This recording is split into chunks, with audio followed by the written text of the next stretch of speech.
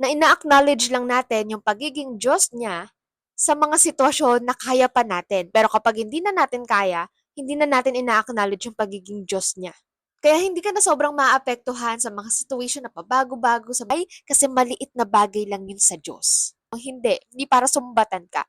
Alam mo bang walang worst situation or sobrang lalang situation para sa Lord?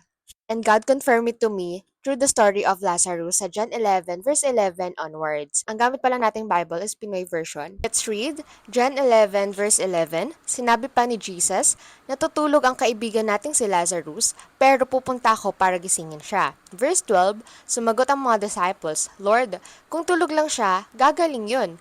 Verse 13, ibig sabihin ni Jesus na matay na si Lazarus, pero akala nila tungkol sa pagtulog lang ang sinasabi niya. Verse 14, kaya pinarangka sila ni Jesus, patay na si Lazarus. Sa point of view ng tao, or kung titingnan siya in reality or in real life, patay na talaga si Lazarus. Pero, ang sabi ni Jesus sa binasa nating mga verses, tinignan niya yung situation ni Lazarus na natutulog lang at pupuntahan niya para gisingin. So, meaning, aware si Jesus sa kung ano yung nangyari talaga kay Lazarus. Pero, sa perspective ni Jesus is natutulog lang si Lazarus. Ang daming situation sa life natin na para bang ang worst na. Yung tipong, paano ka pa makaka-recover kasi sobrang lala na? At tipong, paano ka pa makakalabas dun sa situation na yun, para bang nakakulong ka na dun? Sa point of view natin, at sa pangunawa natin, ganun naka-worst yung mga situations sa buhay natin. Pero, sa point of view ni Jesus, it's not that worst. But yes, of course, kitang-kita at aware na aware si Jesus how worst your situation is right now, how worst you are right now, or how worst maybe your life right now, pero hindi niya tinitignan ito sa kung paano mo siya nakikita na sobrang worst na, sobrang lala na, wala nang chance to recover.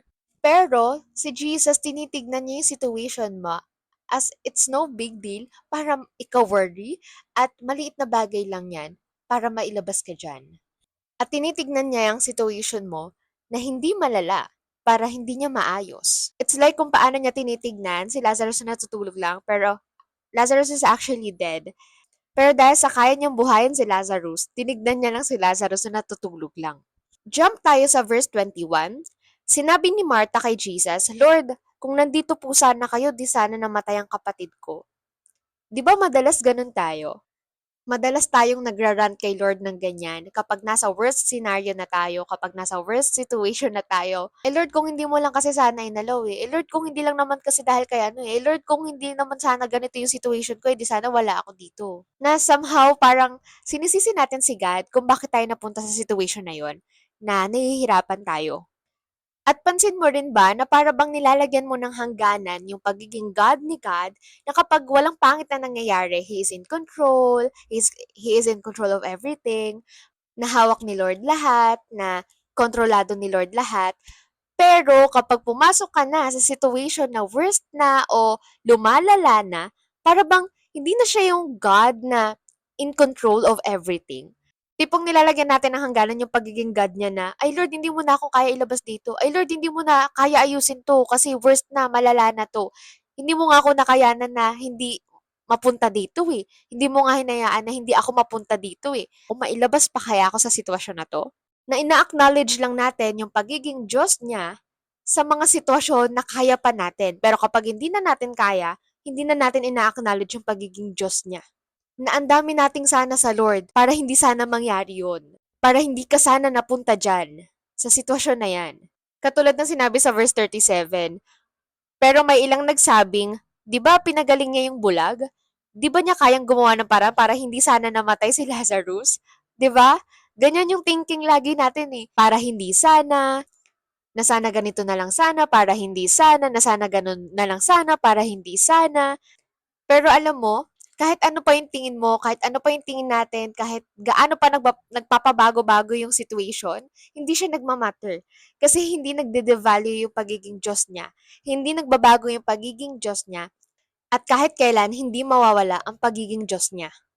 He is God in the past, in the present, and in the future. And He is God in the middle. And finally, kung bakit ganun lang kalay tignan ni Jesus yung mga mabibigat na situation, Dahil sabi sa verse 26, kahit kailan di mamamatay ang lahat ng nabubuhay at nananalig sa akin. Meaning, if you believe in God, if you believe in Jesus in the midst of that worst situation, na if you will just remain on focusing who God is, kung ano yung kaya niyang gawin, that He is good, that He is loving, para hindi ka niya iligtas sa situation na yon. Kaya hindi ka na sobrang maapektuhan sa mga situation na pabago-bago, sa mga worst situation na nangyayari sa buhay mo.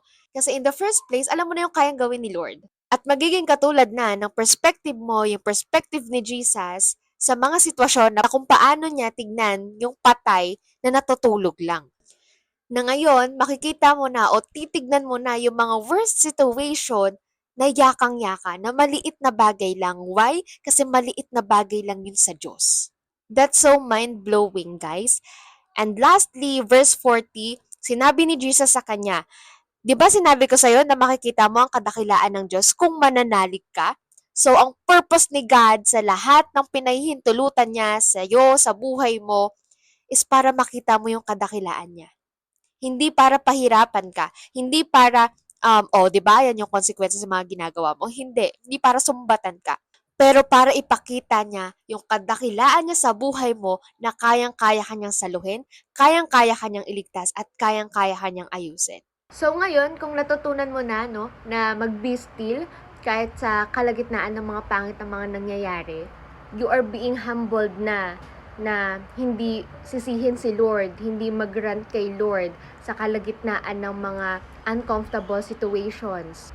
Kasi yun nga, naiintindihan mo kung ano yung kayang gawin ni Lord at alam mo na aware siya sa situation mo. Ngayon, last na talaga sa verse 44, John 11, lumabas ang taong namatay, lumabas daw si Lazarus, balot ng tela ang mga kamay at paa niya, at may tela ding nakabalot sa mukha niya. Inutusan sila ni Jesus, tanggalin nyo ang mga tela para makalakad siya. Meaning, yes, natutunan mo nang mag-be still in the midst of problems, troubles, uncomfortable situations. Yet, buhay na buhay at kitang-kita mo pa rin yung kasaklapan ng sitwasyon mo. Katulad ni Lazarus na muling binuhay, still kitang-kita pa rin yung signs na namatay siya dahil may mga naka-wrap pa sa kanyang tela. At yung mga tela na yon, ayun yung pinapatanggal sa'yo ni Lord. Ayun yung mga bagay na kailangan mong tanggalin para tuluyan ka na talagang makawala, para tuluyan mo nang mapamuhay yung bagong buhay na binibigay sa'yo ni Lord. For sure, alam mo yung mga tela na yon na nakabalot pa rin sa'yo that is holding you na magstay lang sa worst situation na yan. So, remove para totally nang makita mo kung ano yung ginagawa ni Lord sa life mo ngayon. God is healing your heart. God bless you.